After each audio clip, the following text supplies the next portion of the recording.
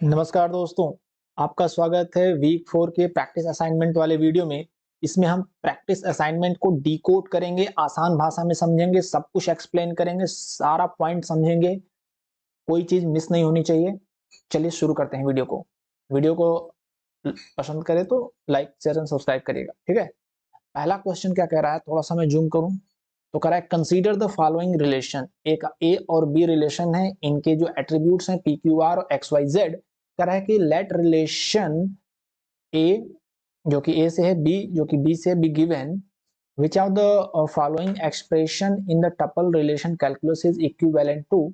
यहाँ पे आपको रिलेशनल अलजेब्रा लिखा है और टीआरसी में आपको एक्सप्लेन करना है। इसमें क्या लिखा है दोस्तों, अंदर से बाहर की ओर आएंगे, ए क्रॉस बी, मतलब हम ए और बी का क्रॉस कर रहे हैं, ठीक। उसमें से जो ये रो सेलेक्ट कर रहा है वो क्या सेलेक्ट कर रहा है कि r is equal to x. R किस में है, r है आपका a में है और x है आपका b में। तो r x के बराबर होगा, तो उनके क्रॉस मल्टीप्लिकेशन से हम ये वाली रो निकाल रहे हैं, यानी कि हम नेचुरल ज्वाइन कर रहे हैं और सेलेक्ट करें p और z को, यानी कि p वाली वैल्यू और z वाली वैल्यू हमें चाहिए। तो हमें आउटपुट क्या चाहिए, कुछ दिक्कत हो रहा है। आउटपुट हमें क्या चाहिए, आउटपुट में हमें चाहिए पी और जेड। तो ये देखते हैं पहला ऑप्शन क्या कह रहा है, there is tuple t such that there is a p belongs to A. ठीक है, हमने ए को ले लिया। There is a q belongs to B. Okay, अब कह रहा है कि t of p is equal to p of p. देखो जो हमें चाहिए, मैंने आपको बताया था ट्यूटोरियल वीडियो में, वो हमें इक्विवेलेंट करके लिखा होता है, यानी कि टी का रेफरेंस आ गया, यानी कि हमें पी चाहिए, एंड ये एंड का साइन है, t of z is equal to q of z, और क्यू में हमारा जेड है तो हमें जेड चाहिए, हमें यही दोनों चीज चाहिए, पी और जेड जो पहले ही लिख दिया गया। एंड कंडीशन क्या लगा रहा है कि पी जो है, इसने कहा है ऊपर वाला है small p and small q b के लिए बोला है। तो कह रहा है कि पी का जो जेड है, नहीं यहाँ पे पी का जो आर है, पी का जो आर है वो क्यू के एक्स के बराबर है। ठीक है, यही कंडीशन यहाँ पे है, r is equal to x. तो ये पॉइंट सही होता है। दूसरे में देखिए क्या गड़बड़ है कि t there is a p belongs to a, q belongs to b, t of p is equal to p of p and t of z is equal to q of z. लेकिन यहाँ पे are ले लिया है, and नहीं लिया है, are लिया है कि p of r is equal to q of x. तो आर नहीं होगा, एंड होगा, ये कंडीशन मस्ट है। ठीक है, इसलिए गलत है। नेक्स्ट में देखिए क्या गड़बड़ है, एक नजर में फाइंड आउट करिए। तो पी ऑफ एक्स बोल रहा है, हमारा पी जो रेफर किया गया है ए से के लिए है, क्यू का रेफरेंस है बी के लिए, तो एक्स हमारा ए में है, तो एक्स हमारा बी में है, सॉरी। हमारा पी ऑफ आर होना चाहिए, ना कि पी ऑफ एक्स। और क्यू ऑफ, ये उल्टा हो गया, दोनों का एट्रीब्यूट उल्टा हो गया, इसलिए गलत है। नेक्स्ट वाले में देखो क्या है, पी ए के लिए है, क्यू बी के लिए है, हमें जेड और पी चाहिए, हमें जेड और पी नहीं चाहिए, हमें पी और जेड चाहिए। हाँ ठीक है, तो जेड पहले लिख दिया एंड पी बाद में लिख दिया, ठीक है। Okay, and p of r is equal to q of x. क्या इसमें है मिस्टेक, जरा देखिए, t of z is equal to p of z. हमने पी जो रेफर किया है वो ए के लिए रेफर किया, और जेड जो हमारा है वो हमारा पी ऑफ पी होना चाहिए और Z of Q of Z होना चाहिए। तो यहाँ पर ये दोनों का एट्रीब्यूट यहाँ पे उल्टा घुमा दिया है, जो कि गलत है। हमारा जो है ये नहीं, टी तो हमारा हमने रेफरेंस दिया है, ये वाली चीज उल्टा घुमा दिया है, पी ऑफ पी होना चाहिए और क्यू ऑफ जेड होना चाहिए, ये दोनों को इंटरचेंज कर दिया, तो ये पॉइंट गलत है। ठीक है, आगे चलते हैं क्वेश्चन नंबर 2 पे। क्वेश्चन नंबर 2 पे हमला करते हैं, कह रहा है consider the following relation schema and answer question 2 and 3। ठीक है, स्कीमा क्या है, ओनर व्हीकल रजिस्ट्रेशन, ओनर में है आधार नंबर ओनेम, व्हीकल में v number and v model, registration में Aadhaar number v number and purchase year.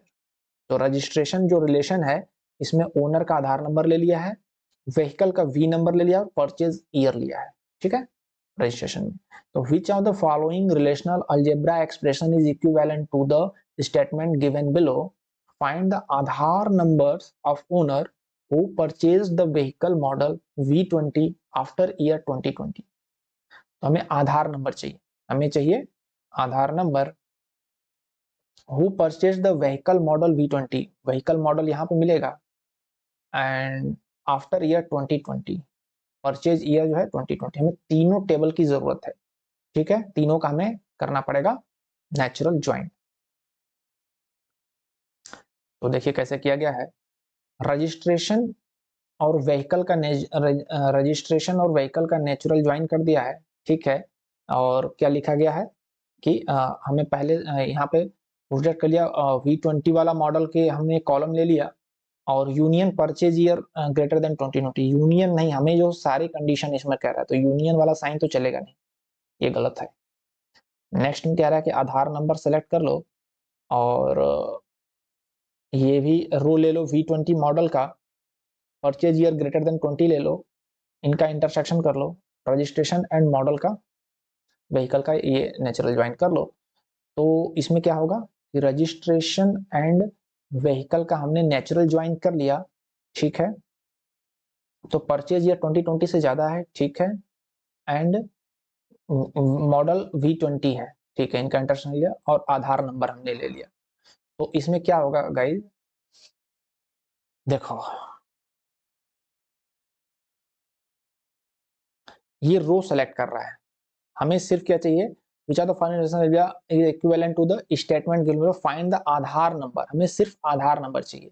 और ये सिलेक्शन ऑपरेटर जो होता है रिलेशनल अलजेब्रा, हम जानते हैं कि ये आपको रो देता है, पूरा एक टपल देगा, हमें पूरा डिटेल नहीं चाहिए। वो क्या देगा, वो जहाँ पे भी मॉडल V20 होगा और आधार परचेज ईयर 2020 से ज्यादा होगा, वो पूरा रो हमें आधार नंबर के साथ ये दे देगा।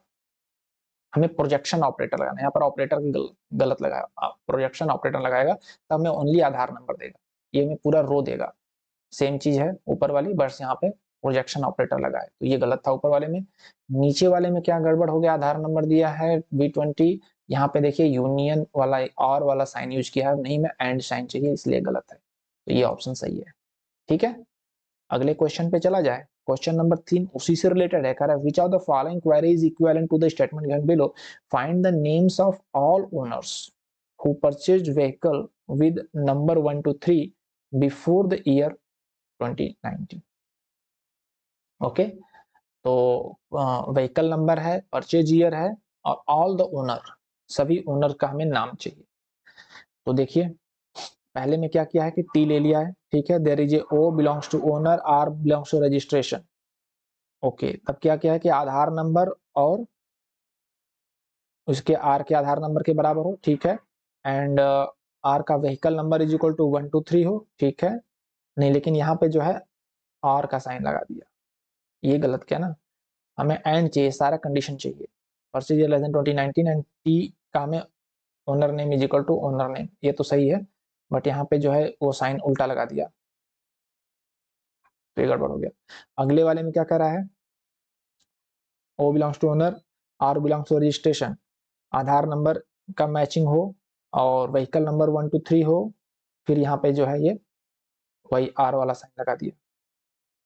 नेक्स्ट वाले में देखो ओनर हो गया, रजिस्ट्रेशन हो गया, आधार नंबर मैच कर लिया हमने, व्हीकल नंबर 1 to 3 मैच कर लिया, और परचेज ये 2019 से कम हो, एंड की जगह पे ये जो है यहाँ पे हमने और लगा दिया, ये गलत हो गया। नेक्स्ट में सारी चीजें सही होंगी, आधार नंबर व्हीकल नंबर मैच कर लिया, ये कर लिया, एंड समझ गए गलतियां। आगे चलें, क्वेश्चन नंबर 4 का रहा है consider the ER diagram for a cricket training camp database as given in figure number 1। थोड़ा इसको मैं समझा देता हूँ आपको, ये मेंबर है, ठीक है, और ये स्पेशलाइजेशन या जनरलाइजेशन जो आपने पढ़ा था वो है कि जो कोच होगा वो मेंबर भी हो सकता है, और प्लेयर जो होगा वो मेंबर होगा, और इनका जो है पार्शियल पार्टिसिपेशन है, टोटल पार्टिसिपेशन नहीं है। इसका मतलब ये हुआ कि कोई मेंबर ऐसा भी हो सकता है जो न कि कोच हो न कि प्लेयर हो, ओके। और ये दोनों डिसजॉइंट हैं, दोनों डिसजॉइंट, यानी कि जो कोच होगा वो प्लेयर नहीं होगा, जो प्लेयर होगा वो कोच नहीं होगा। और यहाँ पे प्लेयर के नीचे जो ये बैट्समैन और बॉलर हैं, ये जो है डिसजॉइंट नहीं है, ये ओवरलैपिंग है, यानी कि बैट्समैन जो होता है बॉलर भी हो सकता है, बॉलर जो होता है बैट्समैन भी हो सकता है, और यहाँ पे भी पार्शियल पार्टिसिपेशन है। आओ देखते हैं क्वेश्चन को, करा identify the option in which the both statement correct describe the relation, each member can be either a coach or a player or both in the cricket training camp, both नहीं हो सकता, coach और player जो है वो disjoint है, ठीक है, ये गलत हो गया। नेक्स्ट में कह रहा है कि each member can B a coach और प्लेयर और बोथ, बोथ नहीं हो सकता, डिसजॉइंट है कोच और प्लेयर। देखिए कोच और प्लेयर जो है डिसजॉइंट है, एक लाइन से कनेक्ट है ना, तो डिसजॉइंट है। और डायरेक्ट ऐसे कनेक्ट होते हैं तो वो होता है ओवरलैपिंग, वहां पे हो सकता है। Each member can be either a coach or a player but a member can not be a coach and a player at the same time. ठीक है। Each player can be either a batsman और a bowler but can not be both. नहीं, पहला line तो सही है, दूसरा line जो है वो ओवरलैपिंग में बोथ हो सकते हैं, तो ये गलत हो गया। Each member can be either a coach और ए प्लेयर और just a member of the cricket training camp but a member can not B coach and a player at the same time. हाँ ये ठीक है, डिसजॉइंट है। And each player can B batsman और a bowler और both, हाँ ये overlapping है, सही है, तो ये वाला ऑप्शन करेक्ट है। आगे चला जाए, question number 5, consider the year diagram given in figure. क्या है इसमें? प्रोजेक्ट मेंबर है, मैनेज्ड बाय रिलेशन है, मैनेज्ड बाय में एक सिंस करके एट्रीब्यूट है, और इसका खुद से खुद में रिलेशन है प्रोजेक्ट मेंबर का। इसमें मैनेजर आईडी और मेंबर आईडी दो है। देखिए प्रोजेक्ट मेंबर में मेंबर आईडी जो है वो ये है आपका प्राइमरी की है, ठीक है। और कौन सा रिलेशन है ये रिलेशन हो गया many to many, many to many relation हो गया खुद से। तो इसमें जो है मेंबर आईडी और मैनेज्ड बाय मैनेजर आईडी, तो मैनेजर आईडी इसका जो हो जाएगा प्राइमरी की हो जाएगा, और मेंबर आईडी भी इसका जो है ये हो जाएगा, दोनों मिल करके इसमें हो जाएंगे प्राइमरी की। आइए देखते हैं the table of the for entity for project member created using the command below. Create table project member, member ID जो होगा इंटीगर होगा नॉट नल, ठीक है। मेंबर नेम प्रोजेक्ट मेंबर के लिए, मेंबर नेम वार्का 20 नॉट नल, स्किल लेवल वार्का 20 not null, primary key member ID, ठीक है। Select the appropriate command to create the table for relationship set managed by. Managed by के लिए हमें create करना है, तो इसमें आपको पता होना चाहिए, इसमें जो होगा इसका प्राइमरी की होगा, इसका खुद का मैनेजर आईडी होगा ही होगा, और मेंबर आईडी जो कि इससे आएगा, ये दोनों का कॉम्बिनेशन कंपोजिट की इसमें बनेगा। और देखते हैं create table managed by member ID internal since internal primary की फॉरेन की, इसमें दोनों नहीं लिया है, प्राइमरी की आपको मेंबर आईडी दिया है और फॉरेन की भी मेंबर आईडी दिया है, ठीक है। और वो कहाँ गया मैनेजर आईडी, वो नहीं है। Create table managed by member ID integer manager ID integer since integer not null, since भी नॉट नल होगा। प्राइमरी की मेंबर आईडी और मैनेजर आईडी दोनों मिला के कंपोजिट की प्राइमरी की बनेगा। फॉरेन की हो जाएगा member ID references project member member ID, और फॉरेन की मैनेजर आईडी फॉरेन की है, रेफरेंसेस होगा वही मेंबर आईडी का, ठीक है। तो ये सही तरीका है। क्रिएट टेबल मैंने manager ID not null since member manager ID दे दिया, लेकिन मेंबर आईडी नहीं दिया, तो ये गलत हो गया। अगले में कह रहा है कि member ID integer manager ID integer since integer primary key हो गया member ID manager ID, foreign की मेंबर मैनेजर आईडी के लिए फॉरेन की तो दे दिया, लेकिन मेंबर आईडी के लिए फॉरेन की नहीं दिया, क्योंकि मेंबर आईडी भी जो है हमें उसी से लेना है, फॉरेन की ही है मेंबर आईडी भी हमारा जो है फॉरेन की ही है, इसी के प्रोजेक्ट मेंबर मैनेजर का है, तो इसलिए गलत है ऑप्शन। अगले क्वेश्चन पे चला जाए। क्वेश्चन नंबर 6 क्या कह रहा है कि consider the entity set given in figure number 3। इसमें क्या है gamer, gamer ID primary key हो गया, गेमर नेम ये आपका हो गया कंपोजिट एट्रीब्यूट हो गया, इसमें आपका first name middle name last name हो गया। ईमेल आईडी जो है आपका हो गया ये करली ब्रैकेट में लिखा है मल्टी वैल्यूड एट्रीब्यूट हो गया। ज्वाइन टाइम हो गया, प्ले टाइम जो है आपका वो डिराइव्ड एट्रीब्यूट है, ठीक है। आइए देखते हैं क्या कह रहा है। Which of the following relational schema appropriate represent the ER diagram. इसमें क्या क्या स्कीमा होगा, इसमें गेमर आईडी होगा, first name middle name last name ये तीनों होगा। ईमेल आईडी जो है मल्टी वैल्यूड हो गया है, तो इसका हम स्कीमा में अलग से इस ईमेल आईडी का क्रिएट कर सकते हैं। और ज्वाइन टाइम होगा, प्ले टाइम नहीं होगा, ज्वाइन टाइम होगा प्ले टाइम नहीं होगा। ईमेल आईडी लिखेंगे तो फिर अलग अलग रोज बनेंगे, आओ देखते हैं क्या है। गेमर के लिए gamer ID gamer name f name n name email ID join time, gamer ID primary key हो गया, गेमर नेम नहीं होगा, gamer name, first name middle name last name, बस ये एट्रीब्यूट होंगे। First name middle name last name email ID joint name play time, play time derive attribute है, ये भी नहीं होगा, गलत है।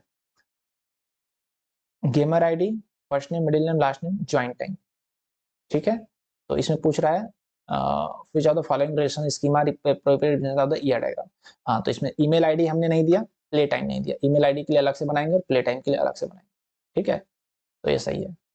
तो उसके बाद नीचे लिखा है ये कि underline gamer ID underline email ID, ये ईमेल आईडी जो है फिर अलग से डिराइव्ड बनेगा। Gamer ID email ID multi valued attribute है तो उसके लिए अलग से बनाएंगे इसकी।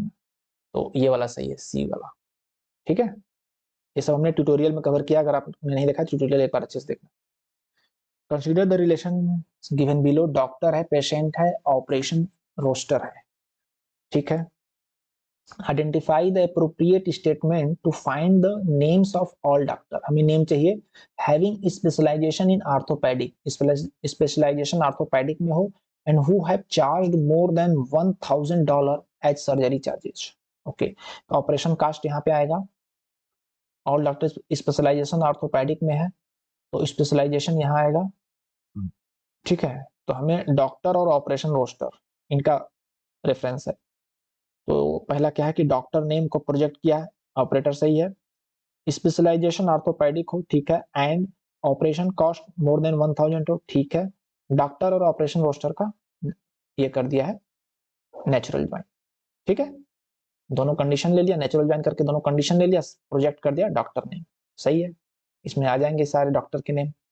सेकंड वाले में क्या हो रहा है देखिए, there is S such that S belong to doctor, okay, R belong to operation roster, okay, S का doc ID is equal to R dot doc ID, okay, doc ID बराबर हो, एंड स्पेशलाइजेशन जो orthopaedic हो, okay, and operation cost 1000 से ज्यादा हो। लेकिन इसमें दे क्या रहा है, देखो हमने एस लिया है टपल हमने, लेकिन एस डॉट डॉक आईडी हमें मिल रहा है, हमें क्या मिल रहा है, specialization is equal to orthopaedic ये भी मिल रहा है, और हमें ऑपरेशन कॉस्ट भी मिल रहा है, हमें इतनी चीजें मिल रही हैं, नहीं ऑपरेशन कॉस्ट मिल रहा है, आर डॉट ऑपरेशन कॉस्ट है ना, ठीक है। तो यहाँ पर doc ID is equal to r doc ID, specialization orthopaedic हो एंड एस डॉट स्पेशलाइजेशन, तो हमें ये दोनों चीजें मिलेंगी। एस डॉट करके जो एस हमने लिखा है यहाँ पर रेफरेंस, तो एस डॉट डॉट जो हमने यहाँ पर लिखा है वो दोनों चीजें मिलेंगी, हमें ऑर्थोपेडिक मिल जाएगा और डॉक आईडी भी मिल जाएगी। बट हमें चाहिए क्या, नेम्स ऑफ डॉक्टर, हमें नेम चाहिए, डॉक आईडी नहीं चाहिए, हमें डॉक नेम चाहिए, ठीक है। तो इसलिए गलत है। इसमें देखिए टी लिया है रेफरेंस के लिए, s belongs to doctor, r belongs to operation roster, s का जो है doc ID r doc ID हो, एस का स्पेशलाइजेशन ऑर्थोपेडिक हो, ठीक है, इंटरसेक्शन आर डॉट ऑपरेशन का इतना ज्यादा हो।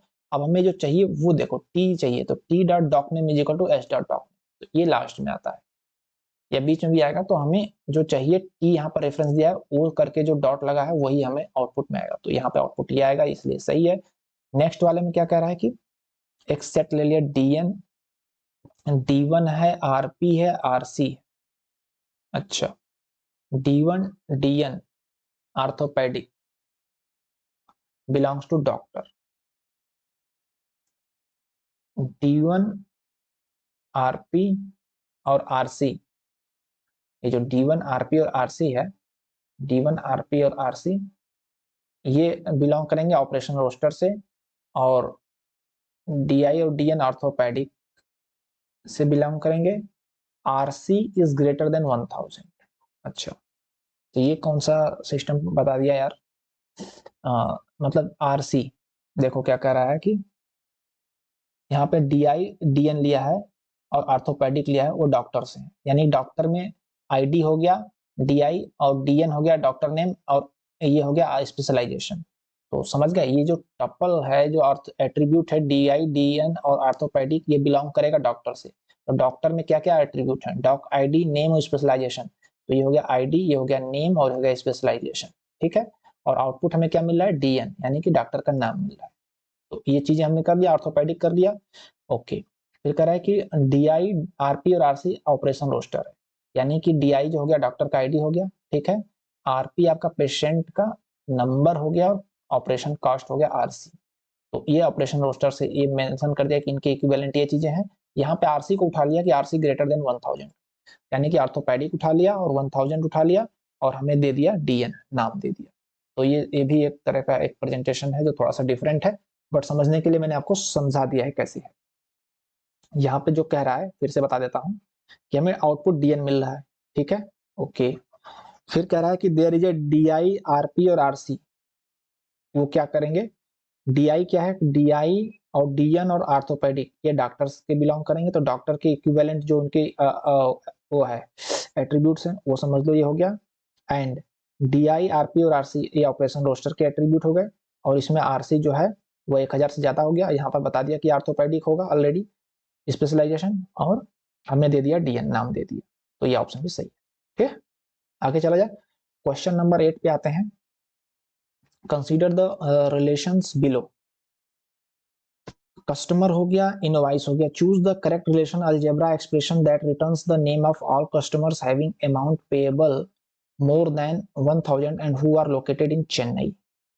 ओके, तो देखिए क्या करा है, कस्टमर और इनवॉइस का क्रॉस किया है, ठीक है। क्रॉस तो करने में तो बहुत सारी चीजें आ जाएंगी, तो उसमें amount payable greater than 1000 and customer city जो चेन्नई होगा, तो इसमें मैं कस्टमर नेम दे दिया। पूछ भी रहा है ना नेम ऑफ ऑल कस्टमर, लेकिन क्या किया है यहाँ पर क्रॉस किया है। क्रॉस वाले का नहीं चलेगा क्योंकि क्रॉस में हमें बहुत सारे मिल जाते हैं सेट जो कि सही नहीं होंगे, हमें नेचुरल ज्वाइन करना था। यहाँ पर देखो नेचुरल ज्वाइन किया है, कस्टमर सिटी चेन्नई कर दिया है, लेकिन यहाँ पर आर लगा दिया है, यहाँ पर एंड चाहिए। यहाँ पर नेचुरल ज्वाइन किया है, कस्टमर सिटी चेन्नई किया है, अमाउंट पेबल ग्रेटर देन 1000 किया है, कस्टमर नेम को प्रोजेक्ट कर दिया है, ये ऑप्शन सही हो जाता है। नीचे वाले में देखो कस्टमर इनवाइस का क्रॉस तो कर दिया है, ठीक है। नेचुरल ज्वाइन कैसे किया है, यहाँ पर लगाया है इसने customer ID is equal to invoice customer ID, ठीक है, इसलिए यहाँ पर नेचुरल ज्वाइन हो गया। ये मैचिंग कर दिया ना दोनों का। एंड कस्टमर सिटी चेन्नई हो गया and amount payable greater than 1000 हो गया, तो चीजें बराबर हो गई। ये क्रॉस के बाद ये जो कंडीशन लगा दिया इससे नेचुरल ज्वाइन हो गया, बाकी दोनों कंडीशन लगा के प्रोजेक्ट कर दिया नेम को, ये सही है।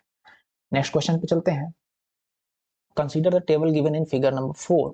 ओके, S1 टेबल है, choose the correct set of expression that will return the tuple given below. हमें A में 7 चाहिए, ठीक है। तो S1 में लिया है इसने, प्रोजेक्ट कर दिया B इज इक्वल टू 49 और A को सिलेक्ट कर लिया है।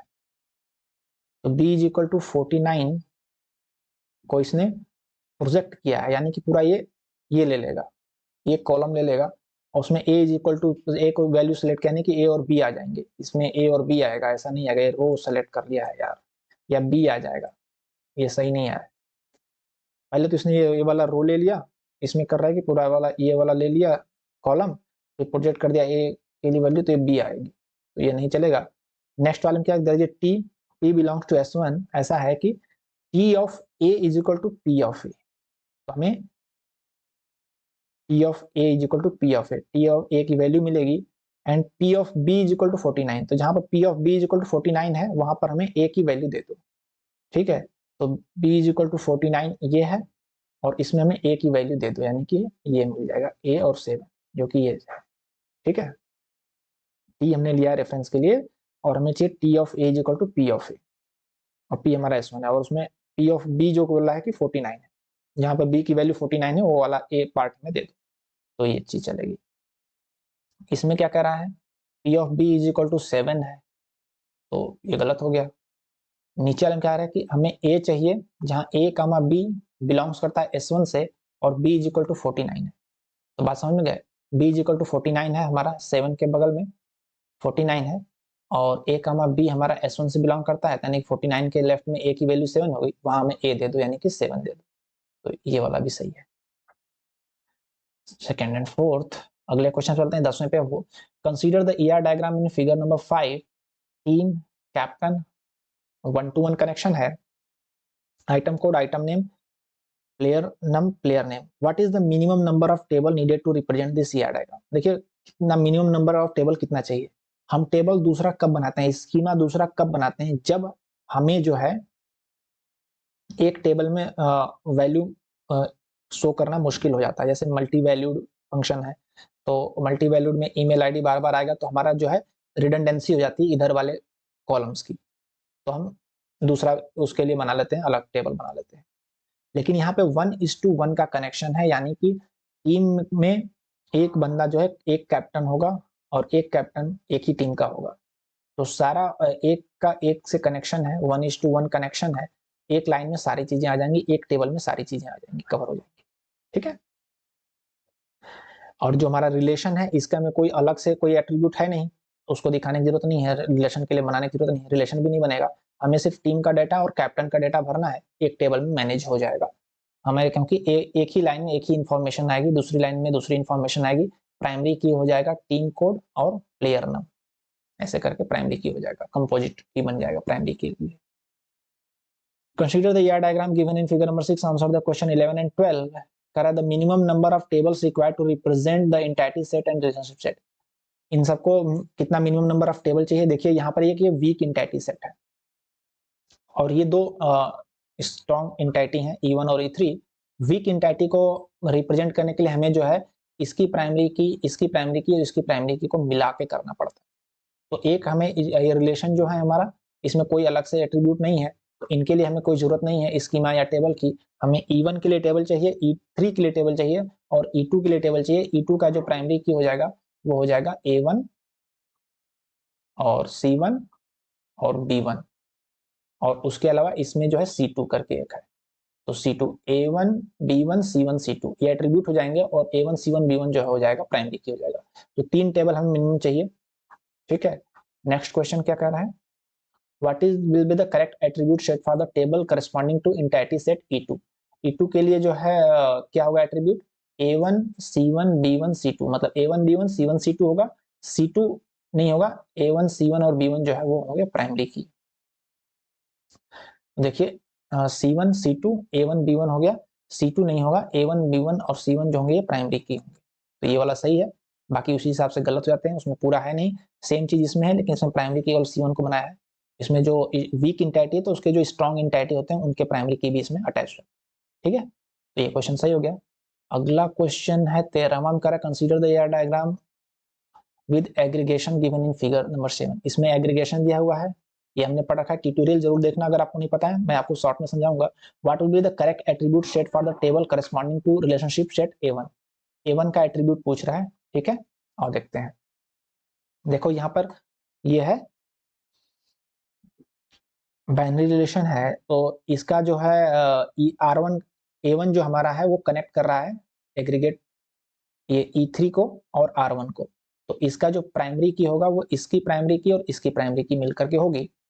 तो इसकी प्राइमरी की R1 का प्राइमरी की क्या होगा? R1 में आएगा A1, R1 के लिए हम बताते हैं A1 होगा प्राइमरी की, यहाँ पे लिखते हैं A1, और इसका होगा B1, ये दोनों प्राइमरी की होंगे।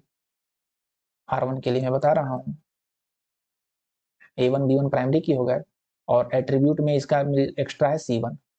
ठीक है, ओके। अब हम A1 के लिए बनाएंगे तो प्राइमरी की क्या होगा? A1 के लिए प्राइमरी की क्या होगा? चूंकि ये दोनों को कनेक्ट कर रहा है, ये है आपका मेनी टू मेनी रिलेशनशिप में आ जाएगा, तो इसकी प्राइमरी की होगी पूरी, मतलब इसका हो जाएगा प्राइमरी की A1 और B1 ए इसके प्राइमरी की होंगे, और इसका प्राइमरी की हो जाएगा जो कि E1 है, तो इसका भी प्राइमरी की इसमें आ जाएगा E1 इस रिलेशनशिप का, इसका प्राइमरी की और इसका प्राइमरी की, ये दोनों को कनेक्ट कर रहा है, हो गया। उसके अलावा इसमें जो है वो D1 है एक्स्ट्रा, तो A1 B1 E1 ये प्राइमरी की हो जाएंगे और D1 एक्स्ट्रा हो जाएगा। A1 का एट्रीब्यूट ये हो जाएगा A1 B1 E1 D1, A1 B1 E1 D1। ठीक है, ये होगा, बाकी गलत हो जाएंगे। तो यही लास्ट क्वेश्चन था, और यहाँ तक आप बने रहे इसके लिए आपका बहुत बहुत धन्यवाद कहना पड़ेगा, और आप जरूर साथ में बने रहे तो बहुत बढ़िया। अब हम जो है आपको थैंक यू करते हैं, और अगले वीडियो में फिर से मुलाकात होगी। जय हिंद, जय भारत।